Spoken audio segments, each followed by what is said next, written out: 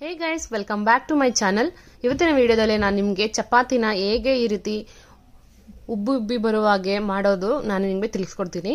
ನೋಡಿ, ಎಲ್ರಿಗೂ ತುಂಬಾ ಆಸೆ ಇರುತ್ತೆ ಚಪಾತಿ ಈ ರೀತಿ ಊದ್ಕೊಂಡು ಬರಬೇಕು, ಪೂರಿ ತರ ಲೇಯರ್ ತರ ಬರಬೇಕು ಅಂತ ತುಂಬಾ ಆಸೆ ಇರುತ್ತೆ. ಬಟ್ ಅವ್ರಿಗೆ ಮಾಡೋದಕ್ಕೆ ಬರಲ್ಲ. ಟ್ರೈ ಮಾಡ್ತಾ ಇರ್ತಾರೆ, ಬಟ್ ಆದ್ರೂ ಬರಲ್ಲ ಅಷ್ಟು ಕ್ಲಿಯರ್ ಆಗಿ. ನೋಡಿ, ನಾನು ಮಾಡಿರೋಂಥ ಚಪಾತಿನ ಎಷ್ಟು ಸಣ್ಣ ಮಾಡಿದ್ದೀನಿ ಅಂತ ಹೇಳಿದ್ರೆ 2 ಲೇಯರ್ ಆಗಿ ಬರುತ್ತೆ. ನೋಡಿ, ಈಗ ನಾನು ನಿಮಗೆ ತೋರಿಸ್ತೀನಿ. ಈಗ 3 ಚಪಾತಿ ಮಾಡಿದ್ದೀನಿ. 3 ಚಪಾತಿನೂ ಕೂಡ ಅದೇ ರೀತಿ ಬರುತ್ತೆ. ನೀವು ಎಷ್ಟೇ ಚಪಾತಿ ಮಾಡಿದ್ರು ಅದೇ ರೀತಿ ಬರ್ತಾ ಇರುತ್ತೆ. ನಾನು 3 ಚಪಾತಿಯಲ್ಲಿ ನಿಮಗೆ ಎಲ್ಲಾನು ತೋರಿಸ್ತೀನಿ. ನೋಡಿ, ಯಾವ ರೀತಿ ಒಂದು ಈ ಕಡೆ ಇಟ್ಕೊಂಡು ಈ ಕಡೆ ಸ್ವಲ್ಪ ಇಟ್ಕೊಂಡು ಈ ರೀತಿ ಪುಲ್ ಮಾಡಿದ್ರೆ ನಿಮಗೆ 2 ಲೇಯರ್ ಕ್ಲಿಯರ್ ಆಗಿ ಕಾಣಿಸುತ್ತೆ. ನೋಡಿ ಎಷ್ಟು ನೀಟಾಗಿ ಬರ್ತಾ ಇದೆ. ಈ ರೀತಿ ಯಾವುದೇ ಬೇರೆ ಪದಾರ್ಥಗಳನ್ನ ಉಪಯೋಗಿಸಿದೆ, ಜಸ್ಟ್ 3 ಪದಾರ್ಥನ ಉಪಯೋಗಿಸಿ ಈ ಚಪಾತಿಯನ್ನ ಮಾಡ್ತಾ ಇರೋದು. ಜಸ್ಟ್ ಚಪಾತಿ ಹಿಟ್ಟು, ನೀರು, ಸ್ವಲ್ಪ ಉಪ್ಪು ಕಲಸಿ ಚಪಾತಿ ಹಿಟ್ಟಿನ ಅದಕ್ಕೆ ಕಲಸಿ ಅದನ್ನ ಚಪಾತಿ ಮಾಡ್ತಾ ಇರೋದು. ನೀವು ಯಾವ ರೀತಿ ನೀವು ಕಲಿಸ್ತೀರಾ ಅದೇ ರೀತಿ ಕಲಿಸ್ಕೊಳ್ಳಿ. ಜಸ್ಟ್ ನೀವು ಈ ಸಿಂಪಲ್ ಟಿಪ್ ಅನ್ನ ನೀವು ಫಾಲೋ ಮಾಡಿದ್ರೆ ನಿಮಗೂ ಕೂಡ ಇದೇ ರೀತಿ ಚಪಾತಿ ಬರುತ್ತೆ. ನಾನು ಎಣ್ಣೆ ಉಪಯೋಗಿಸಿಲ್ಲ, ಡ್ರೈ ಚಪಾತಿ ತರ ಮಾಡಿದೀನಿ, ಪುಲ್ಕ ತರ. ಇದು ಕೂಡ ನೀವು ಮಾಡಬಹುದು. ನಿಮ್ಗೆ ಏನಾದ್ರು ಎಣ್ಣೆ ಇಷ್ಟ ಇತ್ತು ಅಂತ ಹೇಳಿದ್ರೆ ಜಸ್ಟ್ ಎಕ್ಸ್ಟ್ರಾ ಎಣ್ಣೆ ಹಾಕೋಬಹುದು. ಕಲಸೋದ್ರಲ್ಲಿ ಯಾವುದೇ ರೀತಿ ಚೇಂಜಸ್ ಇಲ್ಲ. ನೀವು ಮನೆಯಲ್ಲಿ ಯಾವ ರೀತಿ ಚಪಾತಿನ ಕಲಿಸ್ತೀರೋ ಅದೇ ರೀತಿ ಕಲಿಸ್ಕೊಳ್ಳಿ. ಚಪಾತಿ ಹಿಟ್ಟು ನೀವು ಕಲಸಿರೋ ಯಾವ ರೀತಿ ಇರಬೇಕಂದ್ರೆ ನಿಮ್ ಕೈಗೆ ಅಂಟ್ಕೋಬಾರ್ದು ಅಷ್ಟೇ. ಅದೊಂದು ಸ್ವಲ್ಪ ನೋಡ್ಕೊಳ್ಳಿ. ಜೊತೆಗೆ ಪೌಡರ್ ಕೂಡ ಜಾಸ್ತಿ ಏನು ಹಾಕೋದ್ ಬೇಡ. ಲೈಟ್ ಆಗಿ ನಾವು ಚಪಾತಿ ರೋಲ್ ಮಾಡೋದಕ್ಕೆ ಈಸಿ ಆಗಷ್ಟು ಚಪಾತಿ ಹಿಟ್ಟನ ಮೇಲೆ ಹಾಕೊಂಡ್ರೆ ಸಾಕು. ಹಾಕೊಂಡು ನೀವು ಯಾವ ರೀತಿ ಕೆಲವರು ತುಂಬಾ ಸ್ಪೀಡ್ ಆಗಿ ರೋಲ್ ಮಾಡ್ತಾರೆ. ನಂಗೆ ಆ ರೀತಿ ಬರಲ್ಲ. ನಾನು ಇದೇ ರೀತಿ ನಾನು ರೋಲ್ ಮಾಡೋದು. ಸಿಂಪಲ್ ಆಗಿ ಜಸ್ಟ್ ರೌಂಡ್ ಶೇಪ್ ಬರೋ ಹಾಗೆ ಫ್ಲಿಪ್ ಮಾಡಿ ರೋಲ್ ಮಾಡ್ತೀನಿ. ರೋಲ್ ಮಾಡಿ ನೋಡಿ, ಈಗ ನಾನು ತೋರಿಸ್ತೀನಿ. ಅದು ಎಷ್ಟು ನೀವು ತೆಳುವಾಗಿ ನೀವು ಚಪಾತಿನ ರೋಲ್ ಮಾಡ್ಕೋತಿರೋ ಅಷ್ಟು ಚಪಾತಿ ನಿಮ್ಗೆ ಉಬ್ಬಿ ಬರುತ್ತೆ ಅನ್ನೋದನ್ನ ನೆನ್ಪಿಟ್ಕೊಳ್ಳಿ. ಇದು ಮೊದಲನೇ ಟಿಪ್ಪು. ನಾನೀಗ ಆಯಿಲ್ ಹಾಕ್ತೆ ನಾನು ಸುಡ್ತಾ ಇರೋದು, ಯಾವುದೇ ರೀತಿ ಆಯಿಲ್ ಹಾಕಲ್ಲ.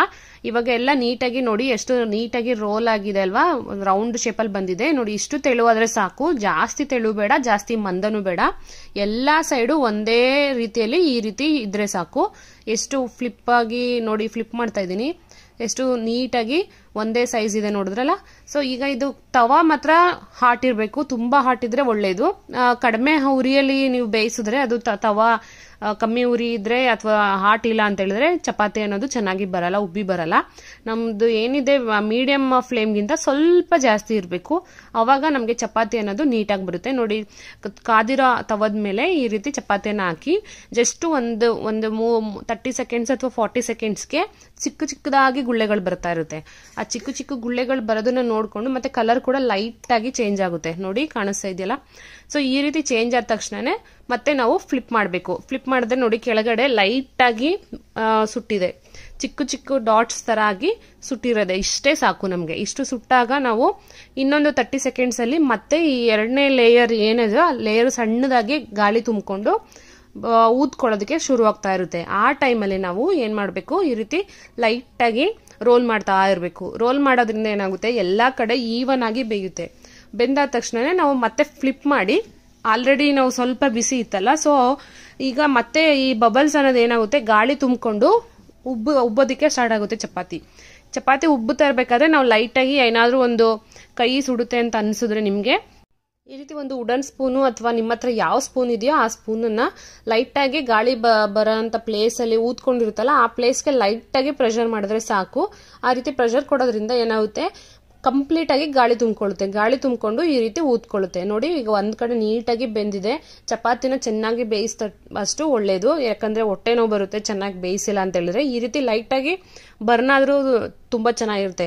ನಮ್ಮ ಮನೇಲಿ ಯಾವ ರೀತಿ ಅಂತ ಹೇಳಿದ್ರೆ, ಈ ರೀತಿ ಸುಟ್ಟಿಲ್ಲ ಅಂತ ಹೇಳಿದ್ರೆ ತಿನ್ನಲ್ಲ. ಹಸಿ ಇದ್ರೆ ಯಾರು ತಿನ್ನಲ್ಲ. ನೋಡಿ, ಈ ರೀತಿ ಗಾಳಿ ತುಂಬಿಕೊಂಡ್ರೆ ಆ ಹಬೆ ಅನ್ನೋದು ತುಂಬಾ ಹಾಟ್ ಇರುತ್ತೆ. ಗಾಳಿ ಅಷ್ಟು ಹಾಟ್ ಅಲ್ಲಿ ಅದು ಚಪಾತಿ ಬೇಗ ಬೇಯುತ್ತೆ. ಈ ಹೋಟೆಲ್ಗಳಲ್ಲೆಲ್ಲ ಫೈರ್ ಮೇಲೆ ಡೈರೆಕ್ಟ್ ಆಗ್ತಾರಲ್ವಾ, ಬೆಂಕಿ ಮೇಲೆ ಡೈರೆಕ್ಟ್ ಆಗ್ತಾರಲ್ವಾ, ಆಗ್ಲೂ ಕೂಡ ಇದೇ ರೀತಿ ಆಗೋದು. ಒಳಗಡೆ ಗಾಳಿ ತುಂಬಿಕೊಂಡು ತುಂಬಾ ಪ್ರೆಷರ್ ಕ್ರಿಯೇಟ್ ಆಗಿ ಒಳಗಡೆ ಚಪಾತಿ ಕೂಡ ಚೆನ್ನಾಗಿ ಬೇಯುತ್ತೆ. ಈ ರೀತಿ ನಾವು ಮತ್ತೆ ಪ್ರೆಸ್ ಮಾಡಿ 2 ಕಡೆ ಬೇಯಿಸಿ ಇಟ್ಕೊಳ್ಳೋದು. ನೋಡಿ ನಾನು ನಿಮ್ಗೆ ಮತ್ತೆ ಇನ್ನೊಂದು ತೋರಿಸ್ತಾ ಇದ್ದೀನಿ. ಇದು ಸೇಮ್ ಅದೇ ರೀತಿ ಮೆಥಡು. ನೀವು ಯಾವ ರೀತಿ ಚಪಾತಿಯನ್ನ ರೋಲ್ ಮಾಡ್ತೀರೋ ಅದ್ರ ಮೇಲೆ ಡಿಪೆಂಡು.